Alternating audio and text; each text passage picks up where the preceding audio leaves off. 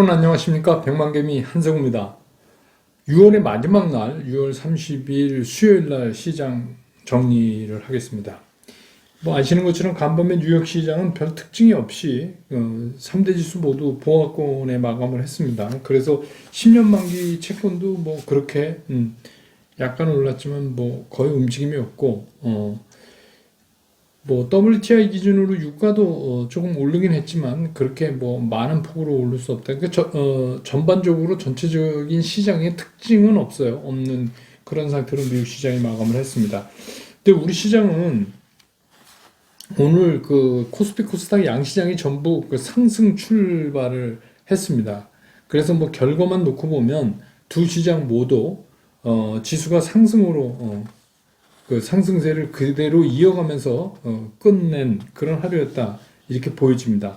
그렇지만 오늘은 그 각각의 그 매매 주체들 특히 이제 그 기관과 외국인 뭐 개인도 뭐 그렇지만 하여튼 기관과 외국인이 굉장히 바빴어요. 분주한 하루였다. 코스피 시장에서 외국인들은 처음에 그 매수 우위로 시작을 했어요. 그랬다가 잠시 이제 매도 전환을 또 했었습니다. 그러다가 시장이 마감으로 갈수록 또 매수를 늘려갔어요. 그러다가 마지막 종가 무렵에서 또 다시 매도로 전환하면서 최종적으로는 뭐 조금이지만 순매도가 46억 정도 기록되는 그런 모습을 보였습니다. 기관들도 마찬가지예요. 기관들도 처음에 그 매도 우위에 섰다가 오후 들면서 연기금이 주로 많이 기타 범위하고 연기금이 많이 매수를 하면서 매도폭을 좀 전체적으로 줄여나갔다. 그래도 뭐 결과적으로 기관은 530억 가까이 순매도를 하는 이제 그런 모습을 보였고 개인 투자들도 뭐 오늘 매수 매도 뭐 왔다 갔다 이렇게 했어요. 근데 개인 투자가들도 그 지수가 좀 3,300을 넘어가니까 좀 매도로 이렇게 전환해서 매도를 좀 늘려가다가 종국에 가서 다시 또 이게 3,300 밑으로 또 지수가 떨어지니까 다시 이제 또 매수로 또 전환을 해서 296억 순매수하는 그런 모습으로 시장을 마감했습니다. 그러니까 보니까 오늘 굉장히 시장이 분주한 거잖아요. 이거는 이제 그 말일날 나타나는 현상인데 그 기존에 그 부킹을 하게 되잖아요. 말일날 그 기준으로 이런 기준점 때문에 이제 서로 상당히 그 신경 쓰이는 그런 매매를 진행한 것으로 이렇게 파악이 됩니다. 코스닥도 외국인들이 그 매도로 시작을 했어요. 코스닥도 오늘은. 그런데 점차적으로 매수를 늘려가서 결국은 782억 순매수로 끝냈고요. 외국인들이. 그 다음에 이게 개인들은 또 장 초반에 이게 좀 이렇게 지수가 올라오니까 좀 매수에 나섰다가 주가가 이제 올라오는 대로 이익 실현에 나서는 이제 그런 모습을 보여서 개인들은 오늘 코스닥 시장에서 1157억을 순매도하는 그런 결과로 마감을 했습니다. 기관도 닷새 만에 코스닥에서 순매수로 돌아서는 그래서 528억을 순매수하는 그런 모습을 보여줬습니다. 그러니까 오늘은 그 코스피 코스닥 양시장 다 그래요. 왜냐하면 이게 6월 30일 이게 여러 가지 의미가 있죠. 월말 그 자산의 그 규정 짓는 기준점이 되잖아요. 그러니까 이제 어떤 기관이나 뭐 이게 보유 물량, 투자된 물량에 대한 평가 뭐 이런 거에 기준이 되는 게 이제 오늘 종가거든요. 그리고 이게 상반기 또 기준도 되고 분기 기준도 되고 뭐 이렇습니다. 그래서 오늘 이제 그런 의미로 상당히 그 매수 주체들이 좀 바빴어요. 쓸데없는 건 아니고 상당히 분주하게 그래서 막 장중에 매도했다 매수했다 막 이런 거를 계속 반복했습니다. 그래서 그렇게 이해하시면 될 것 같아요. 오늘은 뭐 특별한 어떤 이슈 때문에 그랬다는 것보다는 그렇게 이해하시는 게 좋을 것 같습니다. 그 다음에 오늘 시장의 특징을 보면 역시 이제 코로나 변이에요. 이거는 이제 이게 쉽게 끝날 것 같지 않거든요, 느낌이. 여러분도 그런 느낌 드시죠? 예, 그래서 오늘은, 정부가 그 4,400만 명분의 그 추가 백신을, 이게 국민 전체의 80%가 넘는 거죠. 그래서 이거 추가 확보했다. 그래서 내년 3월, 도입이 된다, 들어온다. 근데 주로 이제 우리가 말하는 mRNA 쪽의 그 백신을 중심으로 해서 물량을 확보했고 이미 계약을 한 데도 있고 리걸 바인딩 법적 구속력이 있는 그런 계약을 했다. 이제 하도 그 말이 많으니까 이제 오늘 그렇게 발표가 됐어요. 그래서 어쨌든 건 뭐 이게 모든 게 다 그렇습니다. 여러분 이제 그 우리가 한번 겪었잖아요. 마스크 그때 이제 마스크 없어서 정말 큰일 나는 줄 알았잖아요. 그래서 뭐 그때 뭐 갑자기 막 코스닥에 그 있는 회사들도 뭐 갑자기 마스크 한다는 회사가 막 튀어나오고 뭐 늘 그렇죠. 그러다가 뭐 이 피크가 이룬 게 그 약국에서 생년월별로 이게 줄 서가지고 한 번에 2장씩 줄 때가 피크였죠. 근데 뭐 지금은 뭐 약국 가면 뭐 마스크 많습니다. 그래서 이제 뭐 백신이 마스크랑 똑같다고 볼 수는 없지만 백신도 이제 그런 길을 가지 않을까 이렇게 생각되고 변이라는 거는 우리가 항상 그렇지만 항상 변이가 나오잖아요. 근데 뭐 이제 어떤 그 생물학자분 말에 의하면 뭐 제 얘기는 아니고 이 지금 변이종이 확산이 빠르잖아요. 굉장히 빠른데도 치사율은 오히려 떨어져요.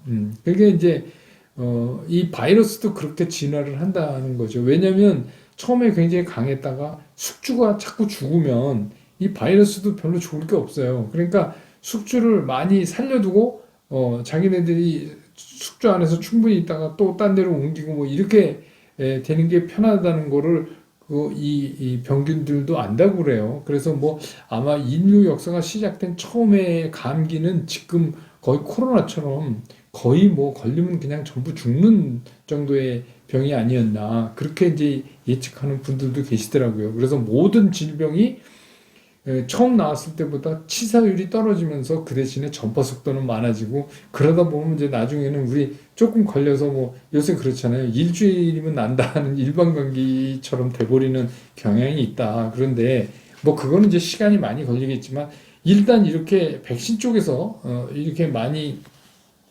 그 접종할 수 있는 게 확보된다는 거는 뭐 궁극적으로 좋은 얘기고 그 좋은 얘기는 결국 경제에 플러스 영향을 미치니까 우리가 이제 그런 쪽으로 받아들여야죠. 그다음에 진원생명과학이 동물 실험에서 거기가 경구용 그 코로나 치료제가 있잖아요. 근데 그게 남아공 변이, 델타 변이 말고 남아공 변이 바이러스에 효과가 있다.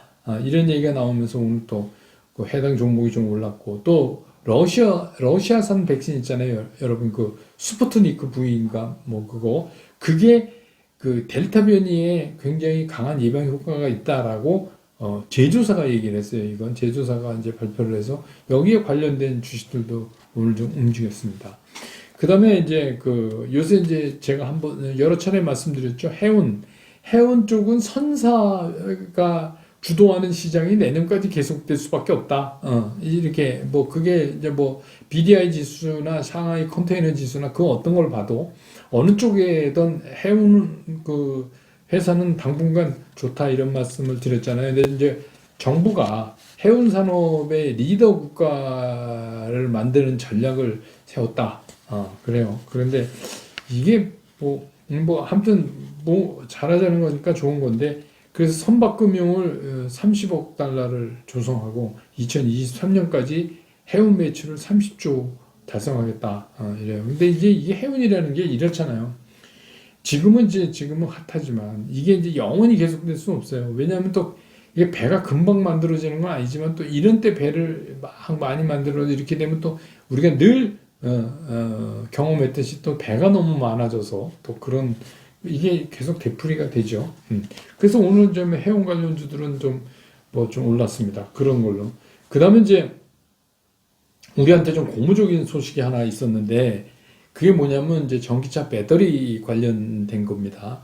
스텔란시스가 세계 4위 완성차 업체인데 이게 이제 EV데이에서 그 한국의 배터리 회사랑 그 협업할 가능성이 굉장히 높아졌다. 이게 왜냐면 2024년까지 총 30조 연간 총 30조 발주를 해야 된다. 그러면 이게 연 28 기가와트 아워라 그래요.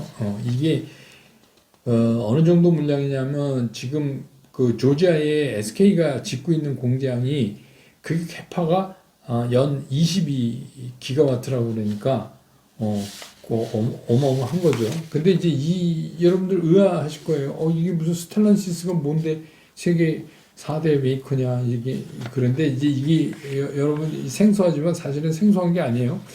미국하고 이태리 피아트하고 크라이슬러 뭐 이게 합작해서 만든 그룹이 있어요. 거기하고 프랑스의 여러분 잘 아시는 뿌조 시트로잉 이게 합병하면서 탄생된 아주 거대한 이런 완성체 그룹입니다. 그래서 우리가 이제 차 이름을 얘기하면 여러분 많이 아실 거예요. 뭐 지프, 램, 뿌조, 시트로잉, 오펠, 잘 아시는 마세라티, 알파로미오 뭐 이런 것들입니다. 그래서 세계 시장 점유율이 9%예요. 9%.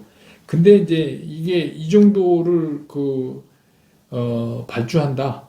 이러면 이게 이제 뭐 당연히 한국을 빼고서는 이걸 하기가 좀 힘든 거 아닌가. 그리고 이제 뭐 사람들이 이제 예측을 많이 하니까 예측컨대 삼성 SDI만 지금 미국에 공장이 없잖아요. 그래서 스텔란시스하고 삼성 SDI가 미국 안에 이런 배터리 합작 공장을 설립할 가능성이 있다. 뭐 이런 얘기도 오늘 이제 동시에 나왔습니다. 그래서 뭐 2차 전지 회사 입장에서는 굉장히 좋은 소식이죠. 이거는 굉장히 좋은 소식입니다. 이게 매출처를 하고 있다는 거는 굉장히 좋은 거죠. 그 다음에 이제 오늘 오랜만에 5G 관련 주식들도 좀 움직였어요. 그래서 어제 과기부가 그 5G망에 특화된 주파수 공급 방안을 발표했어요. 그래서 이게 이제 5G 그 특화망에 쓰는 주파수를 이제 확정한 건데 이거 굉장히 복잡한 얘기잖아요. 제가 한번 말씀드렸던 적이 있는데 그래서 지금 우리가 쓰는 5G는 정확히 5G가 아니다. 약간 5G다. 그래서 이제 그게 뭐냐면 이 28GHz 이 고주파 대역이 확보가 되는 게 맞는 거거든요. 그게 이제 우리가 말하는 소위 말하는 5G예요. 그래서 4.7기가하고 이 새롭게 28기가를 이제 같이 이렇게 이 두 대역대를 함께 사용한다. 뭐 이런 발표를 해서 오늘 이제 관련주들이 상승을 했어요. 그래서 이제 그렇게 되면 이게 이제 5G 특화망 그 주파수가 확정되니까 이제 좀 이제 설비 투자도 하고 뭐 그러지 않겠느냐 이런 기대감 때문에 그런 거죠. 예. 그 다음에 이제 질문 조금 처리하고요. 오늘 제가 이 낮에 잠깐 여의도에 있는 그 815 모니터에 가서 좀 녹화를 했습니다. 그래서 주로 이제 하반기 주식시장에 관해서 그 투자 패턴이나 또 제가 보고 있는 시장 전망이나 이런 것들에 대해서 한 3회분 분량은 될 것 같아요. 오늘 녹화한 게. 그래서 이거 뭐 여러분 아시다시피 뭐 내일 나올지 모레 나올지 그건 모르겠지만 이 파주로 머니톡도 또 여러분 많이 좀 보시면 저희 백만개미에서 미처 드리지 못한 그런 얘기도 있고 또 거기는 진행하시는 분이 질문을 해주시니까 제가 미처 저 혼자 생각하고 못했던 그런 얘기들도 많이 들으실 수 있으니까 좀 눈여겨봤다가 이것도 좀 잘 시청해 주셨으면 좋겠습니다. 그 다음에 이제 이런 질문을 어제 해오셨어요. 여러분 그 기요사키 로버트 기요사키 아시죠? 부자 아빠 가난한 아빠 이 책의 저자입니다. 이건 뭐 세계적인 베스트셀러가 된 거 아니에요? 엄청나게. 근데 이 저자가 트위터에다가 이런 얘기를 했어요. 이제 세계의 역사상 가장 큰 붕괴가 다가오고 있다. 섬찟하시죠? 예. 그래서 금이나 은이나 뭐 비트코인 같은 거를 사라. 이렇게 얘기하고 미국이 금리를 올리게 되면 주식, 채권, 부동산 이런 자산 시장이 붕괴될 것이다. 그래서 이제 이게 되게 겁나잖아요. 그러니까 이게 뭐 보통 사람이 얘기한 것도 아니고 이렇게 이제 기요사키 같은 사람이 얘기를 했으니까 그래서 여기에 대해서 제 견해가 어떠냐 이렇게 이제 물어오신 분이 계세요. 구독자분이. 그래서 저는 이제 이렇게 생각합니다. 여기 이제 금리를 올리면 근데 이제 금리는 궁극적으로 올려야 되고 유동성은 이제 뭐 언젠가는 in the future 그러니까 멀지 않은 시간에 긴축을 해야 되겠죠. 그건 뭐 우리가 다 알고 있는 사실입니다. 그래서 뭐 그렇게 되면 뭐 이게 폭락이 온다. 그래서 이제 제가 이 사람이 갑자기 왜 이거 여러분 아시지만 부자 아빠 가난한 아빠 이 책 나온 지 20주년 된 해입니다. 올해가. 그래서 뭐 출판사 여기저기서 그 기념으로 막 또 책 나오고 그랬어요. 일종의 뭐 그런 마케팅성 아닌가라는 생각도 들고, 그건 뭐 금리 올리면 뭐 이런 자산 시장이 조금 충격받는다 이런 거는 뭐 누구나 할 수 있는 얘기인데, 뭐 어떻게 역사상 가장 큰 붕괴가 근데 여러분 아시지만 이번에 돈 푼 것도 인류 역사상 가장 많이 푼 거죠. 그러니까 뭐 그렇게 얘기할 수가 있는데 저는 이겁니다. 그 미리 뭐 겁먹고 그럴 필요가 뭐가 있어요? 과천부터 긴다고 그러죠. 그럴 필요 저는 없다고 봐요. 그래서 뭐 이게 만약에 금리 이거는 우리가 다 알고 있어요. 언젠가는 손댈 것이다. 그래서 뭐 8월에 잭슨홀 미팅에서 파월 의장이 뭐 딴소리를 할 수도 있고 뭐 그렇게 해서 빨라질 수도 있고 조금 더 늦춰줘 봤자 뭐 별로 차이 안 나요. 결국 해야 될 건데 그러면 우리가 생각하는 게 그걸 겁내할 쪽으로 자꾸 시각을 맞추지 마시고 그래 그런 기회가 와서 진짜 주가가 순간적으로 떨어지면 난 뭘 사지? 여기에 초점을 맞추셔야지 돼요. 이제는. 그러니까 작년 시장이랑 바뀌었다고 제가 계속 말씀드리죠. 작년에는 그게 아니라 올라가면 좋은 것이고, 올라가면 쫓아갈 수 있으니까 좋은 것이고, 쫓아가면 먹었어요. 근데 올해는 아니라는 거예요. 예, 그러니까 올해는 정상 시장이 된 거예요. 작년이 비정상이고. 그러니까 이제는 그런 게 오면 여러분 부자 된 사람이 IMF 때 많아요, 의외로. 그러니까 그런 게 오면 주식 투자하는 분들은 그걸 겁내하는 게 아니라 그게 오면 난 뭘 하지 하고 딱 기다려야 돼요. 타자가 타석에서 딱 섰을 때, 이 투수가 어떤 성격인데, 그럼 스트라이크 존으로 들어오면 내가 때려야지. 기다린다고 그러잖아요. 마치 이제 그런 것 같은, 멘탈을 가지고 계셔야지. 그거를 미리 지레 짐작해서 겁내하시면 그럼 주식 투자 못해요. 주식 투자는 뭐 그렇게 하면은 뭐 매일 걱정이 휩싸여서 어떻게 주식 투자를 합니까? 그러니까 주식 투자에서 너무 걱정하실 필요가 없다. 그리고 이런 이제 유명한 분들 있잖아요. 로버트 키요사키 뭐 이런 분들이 얘기하면 되게 잘 안 맞더라고요. 왜냐하면 벌써 이런 거 다 가르쳐 줬잖아요. 사람들한테. 세계 역사상 가장 큰 붕괴가 온다며요. 그런 붕괴 잘 안 와요. 왜냐하면 이게 모르고 있다가 갑자기 당해야지 역사상 가장 큰 붕괴가 오는 거지. 사람들이 다 알고선 있는데 준비하는데 그게 되겠습니까? 네. 그렇게 편히 생각하세요. 네. 시장 얘기하겠습니다. 모처럼 이제 카카오가 오늘 이제 5,000원 올랐어요. 근데 이제 그동안에 또 안 오른 게 아니고 지난번에 이제 이틀 푹푹 이렇게 한번 떨어지고 나서 양봉을 만들면서 지금 이제 연 4일째 계속 이제 올라오잖아요. 그러니까 이제 어떤 분들은 저한테 이제 카카오 조정 끝났는가 뭐 이런 거 이제 물어보시는 분이 많단 말이에요. 그래서 오늘은 뭐 그냥 뭐 그러기로 했거니까 여러분들하고 최근 들어서 그냥 제 생각을 말씀드릴게요. 뭐 아닐 수도 있지만 뭐 아닌 분은 뭐 아닌 대로 이제 매매를 하시면 돼요. 저는 이제 분명히 이런 말씀을 드렸어요. 카카오는 더 간다. 근데 이 카카오가 더 가려면은 전제 조건이 있다는 거예요. 그게 뭐냐면 가격 조정과 기간 조정이에요. 가격 조정과 기간 조정이 있어야 돼요. 그래서 가격이 빠져갖고 적절하게 그래서 신규 매수를 하고 싶은 생각이 들게 그 정도 가격을 와줘야 되고 두 번째 이제 기간 조정이 필요한데 이 기간 조정이 뭐 그냥 뭐 보름 한 달 뭐 45일 이렇게 얘기할 수가 없는 거예요. 이 기간 조정이 왜 필요하다고 여러분 생각하십니까? 이런 거예요. 지금 시장의 가격하고 이 시장의 그 주식을 소유하고 있는 사람들의 평균 매수 단가의 이격이 얼마나 벌어지냐 이거를 말하는 거거든요. 근데 지금은 카카오를 진짜 옛날 뭐 작년에 옛날 옛적에 지금 5분의 1 가격에 산 분도 계시단 말이에요. 그러니까 뭐예요? 이격이 많이 벌어졌잖아요. 근데 이게 이 조정 기간을 거치면서 이게 점점 올라와서 현가하고 이격을 줄여야 돼요. 그래야 다시 주가는 갈 수가 있습니다. 그렇지 않으면 그냥 하루 이틀 하다가 또 주저앉고 이런 게 반복되는 거예요. 그러니까 하루 이틀 하다가 또 주저앉고 하는 게 반복되면 그게 이제 쭉 한두 걸음 물러서서 보면 이게 이제 조정을 받고 있는 거죠. 그러니까 지금은 그러려면 시간이 조금 더 필요하다. 그래서 거기는 서두를 필요가 없다. 이런 말씀을 이제 드리고 싶은 거예요. 그래서 카카오는 지금의 상태에서는 추가적인 매수보다는 어떻게 이게 움직여서 잘 파는 상황을 체크하는 쪽으로 시장이 서 있어요. 그것도 동시에 좀 기억하셔야지 될 거예요. 그러려면 어떻게 돼요?